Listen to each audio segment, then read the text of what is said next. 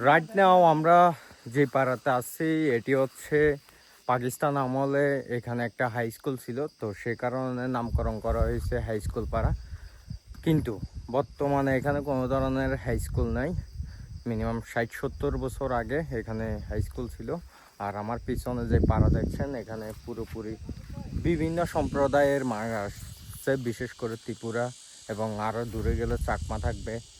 এদিকে কিন্তু লুসাই নেই, লুসাইরা সকলেই বেশিরভাগই হচ্ছে যে সাজেক এবং কংলাক পাহাড়ের উপরে আছে।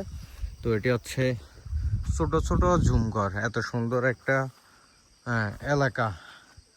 আমি আসলে অনেক জায়গায় যাওয়া হয়েছে, তো এটি অনেক সুন্দর একটা এলাকা জনবসতি হলেও এখানকার যেই পানি সমস্যা, এরপর চিকিৎসা সমস্যা, শিক্ষা, সব দিক দিয়ে তারা কিন্তু অনেক পিছিয়ে আছে।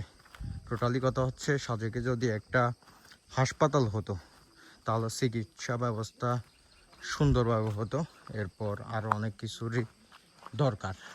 তো টোটালি শুরুতে চিকিৎসা ব্যবস্থা থাকলে সেটা আসলে সুন্দরভাবে আপনারা দেখতে পাবেন যে এখানকার মানুষগুলো চিকিৎসার অভাবে অনেক দূর যেতে হয়, দিনালা এবং খাগড়াছড়ি যেতে হয় এখান থেকে প্রায় 70-80 কিলোমিটার দূরে।